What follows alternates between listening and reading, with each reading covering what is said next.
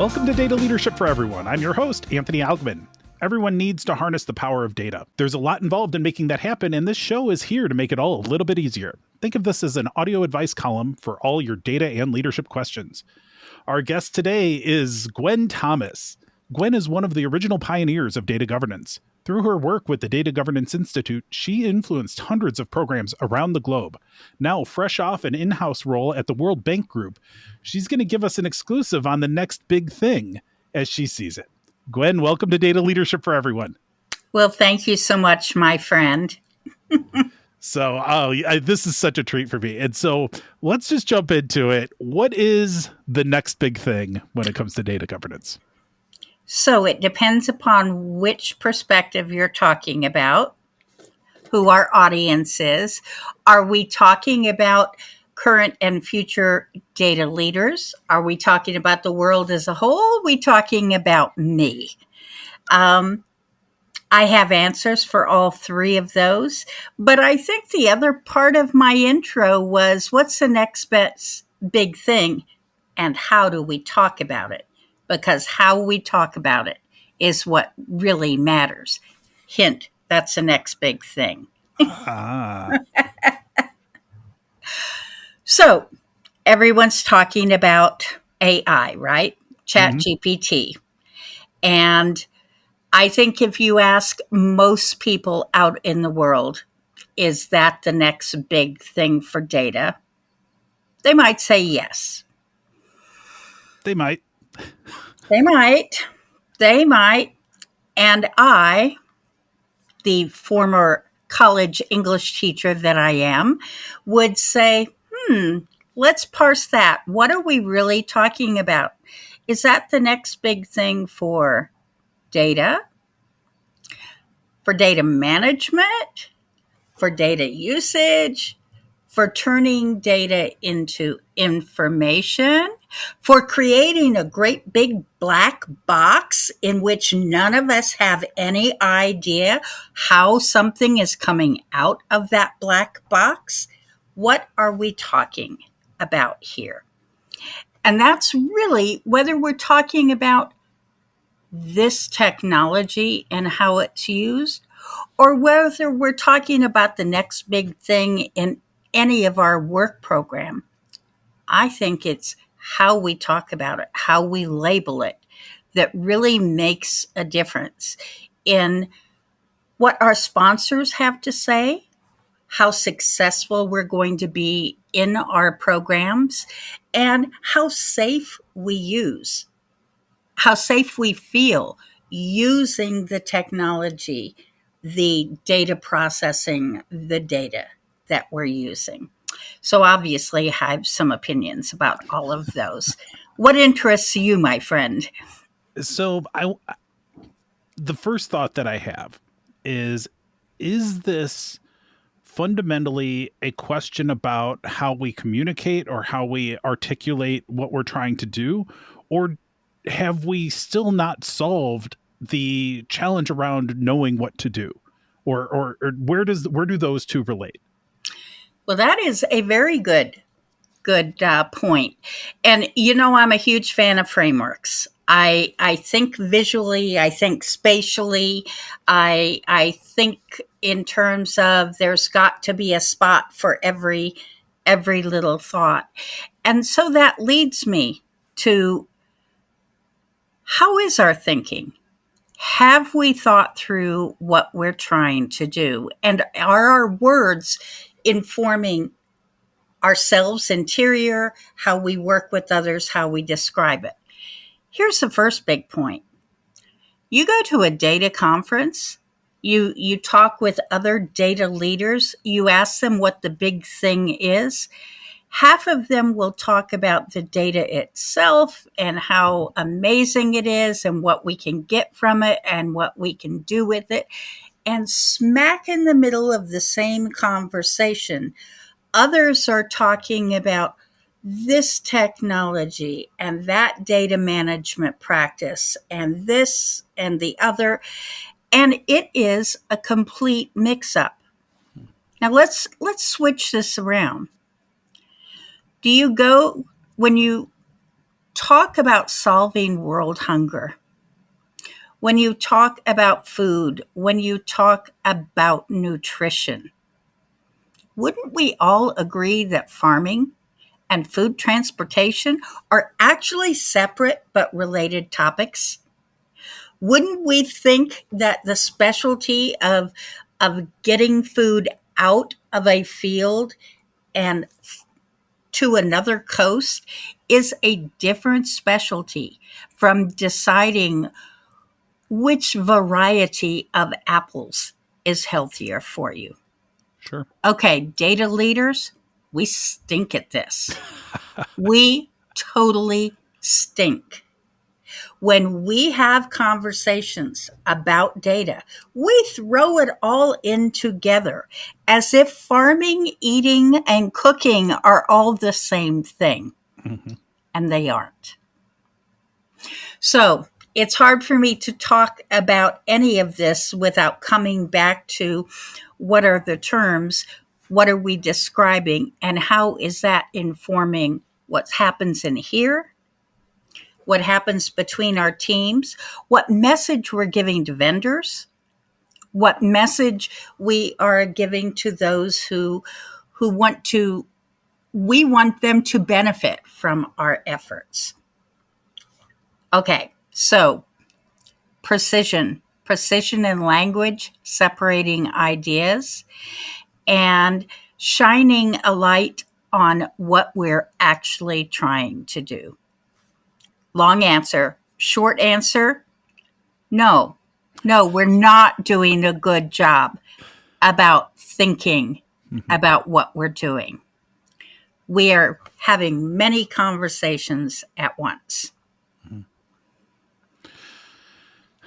There's a lot to unpack here, and I really like the analogy of providing food to people, because you're right, there's completely different steps in that if you try to do all of them all at once and think through all of them all at once, you're actually not going to answer any of them, versus if you segment it appropriately, then you can go into those specific areas. And I think that's very accurate when it comes to data. It's like, whoa, just because we're talking about communicating about data doesn't mean we solved all of our data analytics problems, and that AI is now working with good data underneath and it's making the right assertions and all of that.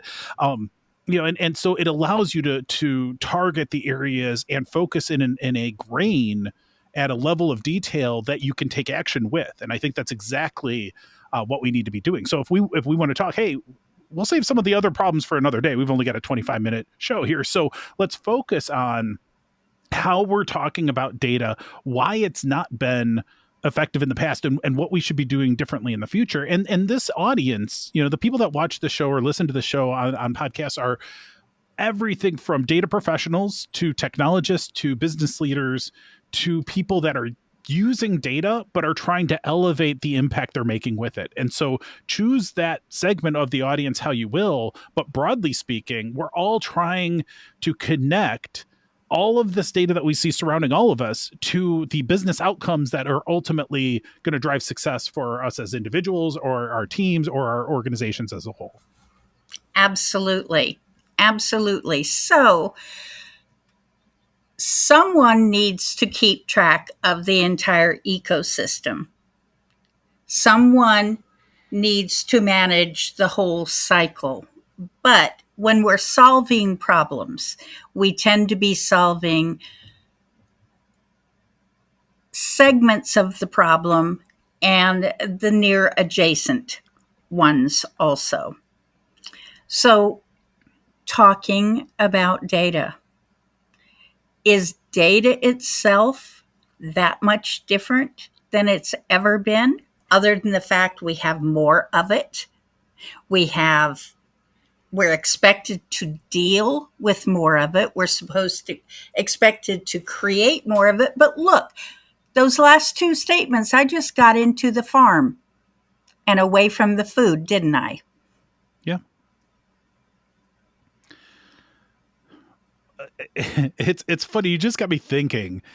for somebody who spends a whole lot of his time talking about data and data leadership and all this data stuff, I don't actually care that much about the data itself. It's not about the data, right? It's not, to me, the data is a means to an end.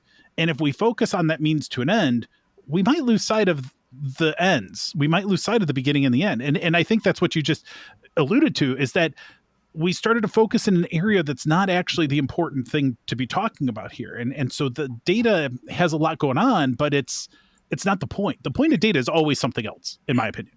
Data exists to be used, used to create value, used for many purposes. But yeah, those calories, those food stuff exists to feed our organizations, to feed our individuals, for many, many purposes.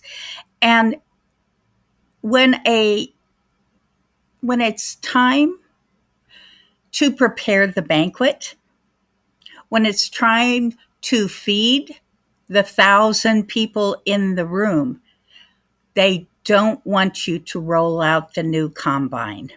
Mm-hmm. They trust that somebody has the equipment. They trust that back end activities have been going on. But listen, I've been doing this a long time, and I've lost track of the number of conversations where the people with the checkbook are sitting on one side of the conference table, and they think that the meeting is about how to get them the data they need to turn into information, to perform the analytics, to make the decisions, to change the future of their organization. And instead, the other people, the other side of the table say, so if you'll write me a check for a new combine, then your problems will be solved. Right. You know, almost everyone in our discipline has fallen for that at one time or another. We've become such good farmers that we lose track of the food. As you said, oh, how much do I actually care about the data? Or maybe you're in the part of the business where the apples have been picked, they're in the crates, and it's your job to get those crates to their destination. And you are so good at it. You have your food supply chains, like we have our information supply chains, and you're excellent about it. But if it weren't for the metadata, the labels slapped on the box, you wouldn't really care what's in that. And so maybe this is one of the big next things.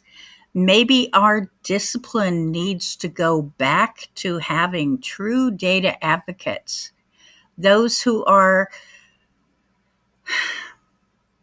stand in for the users and really, really represent what is data used for, who is it used by, how can we improve what they have, and how can we manage risks for them. And you know what? If we're not careful, it's going to be ChatGPT doing that, because man, does it shoot out them apples. Now, half of them may be poison. Yeah. Half of them may be something else labeled as apples. Who knows? Because there's no labeling to it. There's no attribution. There's no categorizing of it. We don't know anything about the security around it. All of our basic data management disciplines, if they're happening, we don't know. Bad farming, bad farming. And yet, look at all them apples. Look at all of them apples. You asked for it, it's here. I want to try to extend this analogy because I like the Okay, ChatGPT please. thing because that's something that's on top of everybody's mind right now. And clearly, when we feed it bad data, it's going to deliver bad insights, applications, whatever it is. But it kind of going back to the analogy and tying back to something you said at the beginning of that is so if we as data professionals, let's call ourselves the farmers in this particular analogy. We're good at growing the food, the data food, Get and my then we bib can on. set it on the trucks and then ChatGPT can deliver it to people. Fine. A lot of the problem has been, okay, we can grow the food, but we don't necessarily know how to harvest the food. We never do metadata well enough. And it kind of sits around and then it gets bad. And then we give it to ChatGPT and we're like, hey, make it good now. And so like, we're not helping this. Our supply chain expertise is nowhere near our food growing or our data growing expertise. And what I'm seeing is like, what we do need sometimes to harvest that data to be able to deliver to ChatGPT or whatever in a reasonable amount of time is that combine. We need that combine. It is a thing that you need. However, to your earlier point, you go to an executive team and be like, hey, your data stinks. We need this combine. There's too many leaps there. There's too many disconnects. Yes, there are. And so how do we bridge that in a world where we need to be more communicative because there's little glimpses of the power of all of this and people are starting to get more and more aware. Hey, there's a lot going on here that we want to tap into. We want to tap into this power, but we don't know all of those details underneath it of here's how the whole supply chain works. They don't know all of that. They just say, hey, look at this cool stuff ChatGPT spit out at me and said was true. Yeah, Lots of apples. Free apples. So obviously, from this conversation, you can tell I'm a big fan of metaphors. Yeah. And let me take you back to the early days of cloud computing. Remember how the vendors came in hard? It made so much sense. And it was our peers, our data management peers, who were going, wait, what, wait. It was our job to articulate concerns, risks, lack of features. And having done so, and done so well, the vendors spoke up. They stepped up. We now have the security we need. We have the detailed access controls. We have so many of our concerns have been met. But how did we do that? Not by explaining to executives what a technical control was or where in the architecture it needed to go. We used metaphors. Mm-hmm. The one I used so frequently was, how many bank robbery movies have you seen? Lots, right? Okay. So those who are selling us on the cloud are talking about how impenetrable their cloud is, their server farm.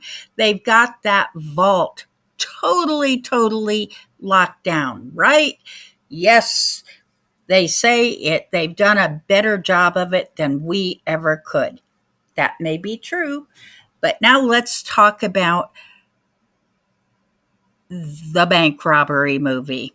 How often do the robbers attack the vault? What do they attack instead? What do they go after instead? Oh, it's always either the entrance to the vault, they overpower the guard, or they knock over the delivery truck, right? Mm-hmm. Okay, so do you know what the delivery truck is in this case? It's all of the pipes that we build to go from our systems to the cloud. And if you look at the agreement, that's all our responsibility, none of theirs whatsoever. So maybe you have to look at it all together, and we have to ensure that the pipes getting to the cloud are nice and solid. Now, I don't know how many times I gave that speech, but every time the people in the room were doing exactly what you are. Oh, yeah, yeah, yeah, Yeah. yeah. Okay, Gwen, so what do we have to go back to him for? Integration control, handoffs, the checks, the this. 10 years later, every system has that, right? Not because of me, but because many of us in the field used metaphor to describe a weakness in the data movement chain Mhm. that we needed to empower this. So, what are the questions about Chat GPT that we as data leaders should be articulating for our customers? We can't be saying you don't need apples. Of course not. You need the apples. Right. We can't suggest that automation is slower than how we've been doing it. No, it's faster. Of course, it's faster. Mhm. We articulate the lack of visibility, our inability to check the produce as it's coming through Mhm. to determine how useful, how healthy it is.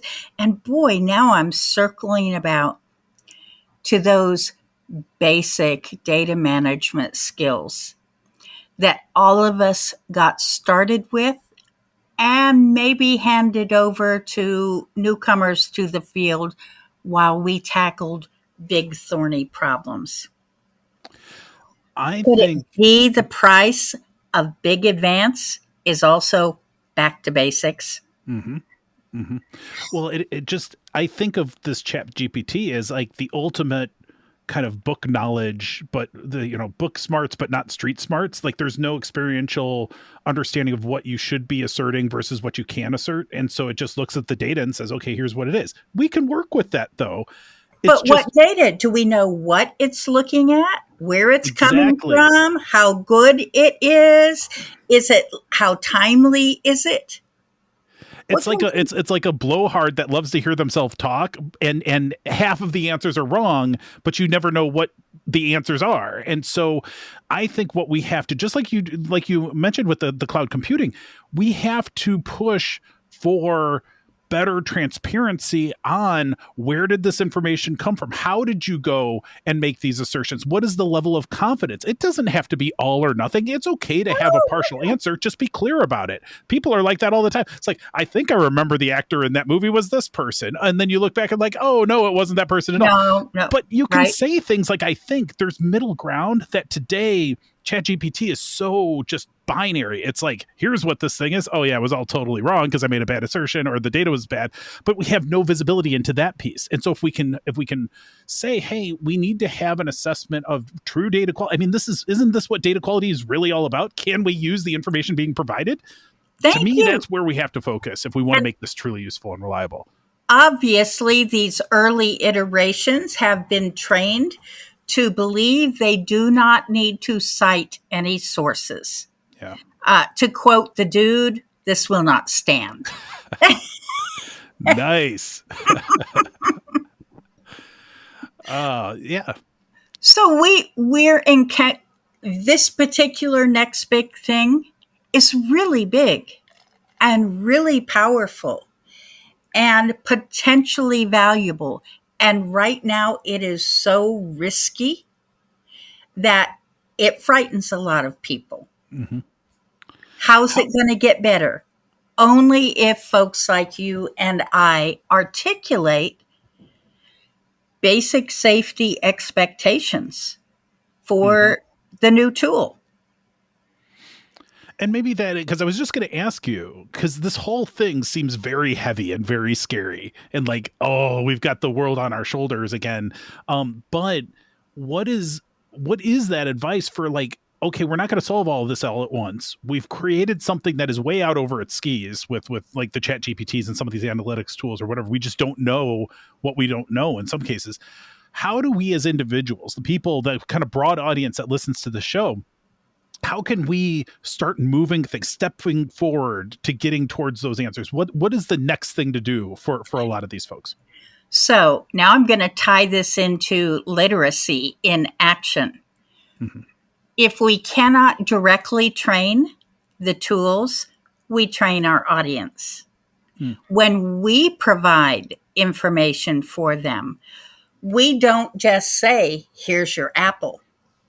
We say, here's your apple, and we've certified the quality this way, and we've certified its standards, and we've certified this, and here's where it came from. And we train our consumers to expect that sort of metadata, process metadata, to come along with the product.